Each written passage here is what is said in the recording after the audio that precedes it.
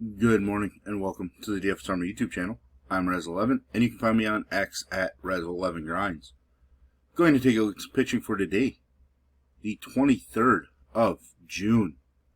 It is a Monday and we do have an 8-game main slate ahead of us this evening. We have a warm one across those 8 games, even all 9 games, which I don't understand why this isn't part of the main slate, but it is what it is. The 8-game slate, it's going to suck to be a pitcher, to be honest. It's hot in a lot of places. Just a few places, a little better scenarios for pitchers, but still, just a lot of warmth. Still some wind going on. Should make pitching easier, I guess. But let's take a look at some of the names. Reminder, this is a first look at the pitching options. And I will be looking at DraftKings as that is where a majority of my action is. If you play in FanDuel, I've cut my pool down in half or so. Pricing isn't quite as tight. You don't have to be as creative. It allows you to get the stacks you want with an upper tier-ish pitcher. Now, with all that said and done, let's just jump right into the pitching here. Yankees Reds in Cincinnati. Wind slightly blown out, but still, we know this ballpark is just offensive-minded, no matter what the weather really is. Nick Lodolo, somebody that I just always play. Ton of upside, but his numbers when pitching at home are not the best. K numbers take a hit. Home run rate skyrockets. It's a rough thing to do when you're taking on the Yankees. Home run rate, not a good thing. But with that said, there is some strikeout upside at times, especially when somebody like Aaron Judge is struggling a bit.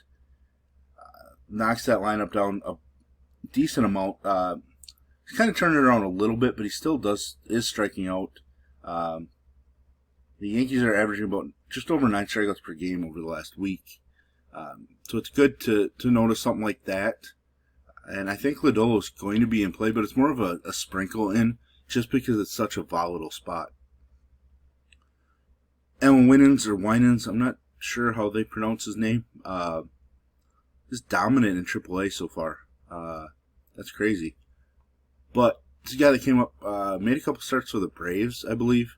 Somebody that we have actually utilized previously in DFS-wise. But we look at some of his props. K-prop 4.5 juice on the under. Lodolo 5.5 juice on the under as well. I do kind of like the over for just a little sweat at plus money. But Winans, I don't think we can go there. Maybe. He has been so dominant in AAA this season, but we know that Major League Baseball completely different than even AAA at this point. Atlanta and the Mets. Biggest thing here is the Mets have been struggling quite a bit.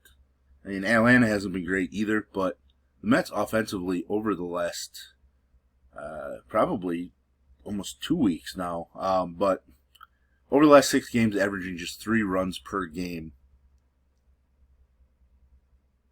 About 9 strikeouts per game as well, just over. Schwellenbach definitely has the upside. He's shown some volatility recently. Struck out 8 the first time he faced the Mets. Decent fantasy score. Just a couple of home runs that cost him. That was actually his last start. So, I give a boost to the offenses when they face a pitcher the second time in a row. But still, we're talking about a guy that's got 237 plus fantasy point performances over his last 4 starts. Basically 30 fantasy point performances over his last 5. 8 plus strikeouts in 4 out of his last 5. Throwing the ball really well. The upside is what we're looking for GPP wise. Plus, I think with the Mets struggles recently, he's probably in a decent spot. Blackburn on the other side, I'm just not interested in Paul Blackburn against Atlanta. Even though Atlanta has struggled enough, I'm just not getting there. Eduardo Rodriguez is somebody that I'm interested in, but he's super volatile. Kind of like Nick Lodolo, but he's in a better matchup. Given up a lot of home runs, 11 of them 60 innings. His road numbers, not the greatest. I mean, his overall numbers just aren't the greatest either. Super volatile, like we talked about. Walks can be there, but strikeouts can randomly be there as well. 12, 9, 10. That's what intrigues me enough. And I think on this particular slate, if we get something similar to what he did against Seattle with 20 fantasy points, I think that should be good enough. Normally I'm looking for guys to get me, 24, 25, 26 plus, but I think the way that this slate shakes down with all the offensive environments, I think we'd be pretty happy if we got 20 fantasy points from each of our starting pitchers on this slate. Shane Smith, coming off of a rough start, has been pretty good this year, surprisingly, a Rule 5 draft pick. I don't really love picking on Arizona, but if Corbin Carroll is out again, lineup takes a hit without Carroll near the top. Coming out of a series in Coors where the last 2 days haven't been great. Friday they exploded for sure. So some of their numbers are definitely inflated in that scenario, but still, I think Shane Smith is intriguing to me. Somebody that I think I'm going to force myself to play maybe 10 to 15% of. Minnesota, this is one of the ones that it's a little cooler compared to the rest. Slight delay chance, but it's a little better pitching weather than some of the other ones that we talked about already. Bryan Woo, definitely somebody I want to play. Coming off of a great start against Boston. Obviously, that was a depleted Boston lineup. That was right after the Devers trade, pretty sure. But he obviously has shown massive upside. His K ability, not as strong on the road. Struggled a little bit against Minnesota the first time he faced them. Nothing crazy, just didn't pick up any strikeouts. He's one that I'm actually very interested in maybe a strikeout ladder on him. I haven't really, decided if it's worth it, but 6 plus is minus 110. 7 plus, 8 plus, something that intrigues me. I know it's dangerous because he obviously didn't do it against the first time. He hasn't thrown more than 6 strikeouts since the beginning of May. That's obviously a worry as well, but still, I do like him quite a bit on this slate. Bailey Ober has looked rough much of the last month. Hasn't really shown any kind of upside. He has just 2 starts over 18 fantasy points on the season. It's not exciting. Seattle just hit a bunch of home runs in Wrigley. Confidence is up. Obviously, a lot of those were, probably wind-aided. I didn't watch the games, but just a ton of wind blowing out in Wrigley led to a ton of home runs this weekend. Bailey Ober was blah against Seattle the first time. Didn't get lit up by any means, but only 4 innings. He just looked like he struggled some. His K numbers are better at home, but his home runs allowed are up as well. I don't think I'm going to get there, but he's intriguing enough just because I think there are some strikeouts in Seattle. It's a matter of him actually getting to those strikeouts. Pittsburgh, Milwaukee. Be interesting to see who Pittsburgh goes with. Longman saying that Ashcraft will be an opener. He did just pitch a couple days ago. Brewers have been on fire, so I don't think we want to look at Pittsburgh pitching. Patrick has looked rough the last couple starts, but prior to that, it looked pretty solid. He's been really good at home, taking on a Pittsburgh squad that we've been picking on with pitching just because they haven't been scoring runs. K-prop at 5.5, just slightly on the under. His 5.5 K-prop is stronger than Eduardo Rodriguez, stronger than even Nick Lodolo on this slate. Somebody that I think we have to play. Opponent-based, really. I think Patrick can, if he can turn it around, he could definitely be one of the highest 2 scorers on this slate. Chicago, St. Louis, Liberatore, guy that I've been guilty of playing quite a bit. Had a little rough stretch, bounced back a little bit last start against the White Sox. Not quite the same as the Cubs, but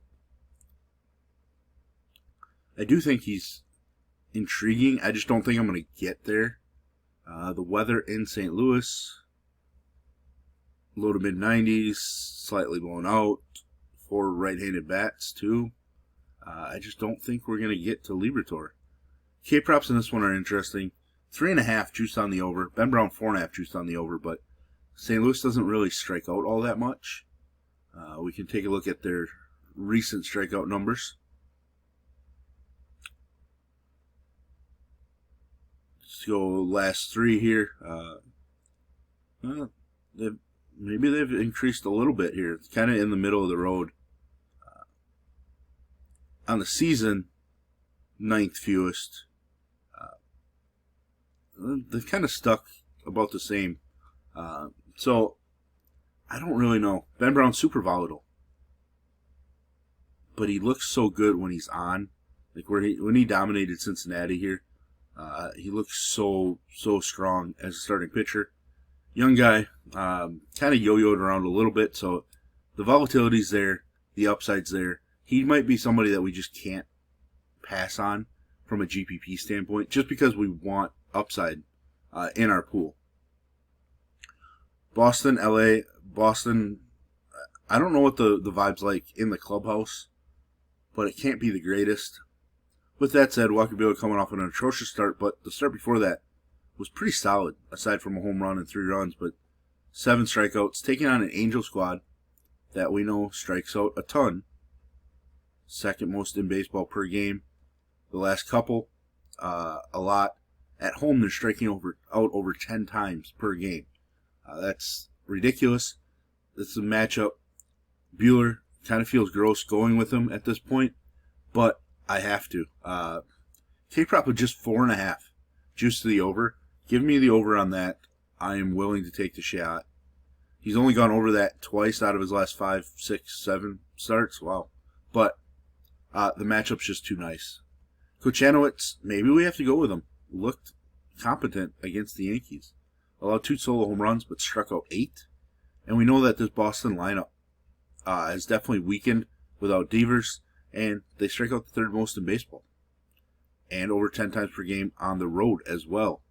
A lot of things line up for some strikeouts in LA, or Anaheim, I guess.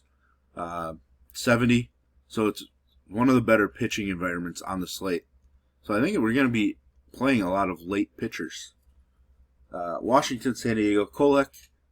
I just never know what to do with Kolek. Started out super hot, looked atrocious. Couple of solid starts in a row, and then the last couple not so great. Taking on a Washington squad that, I mean, overall the lineup isn't that great. Generally does a good job of keeping the ball in the yard. I just don't know. He's been atrocious when pitching at home, which is shocking, considering it is such a pitcher's park generally. I'm going to have to dig into Kolek a little bit. K-prop is just 3.5 juice on the over. Parker 3.5 juice on the over as well. I actually do think I'd prefer to play Parker, which is weird. San Diego has been pretty weak against left-handed pitching. Tatis has struggled mightily against left-handed pitching this year, which I don't expect to continue. Parker does give up some home runs, but I just think that he has a little bit more going for him in this matchup than Kolek does. So there's a chance I don't end up with either of them, but there is a chance that I end up with Parker. I'm just not sure what to do with Kolek at this point. Dig in more as the day goes on. I will be on our live show today leading up to lock, so stop in, ask questions about how I feel about Kolek at that point. I'll give you a much stronger take. But there we have it. There's our first look at pitching. If you enjoy what I bring to you, please hit the like button, hit the subscribe button, turn the notification bell on, get the alert anytime we drop videos here at DFS Army. If you want to join us, get access to our coaches, tools, sheets, Discord, etc. I'll put links in the description below. You can use promo code RAZ, that's R-A-Z, for 10% off monthly. And as always, best of luck, everybody.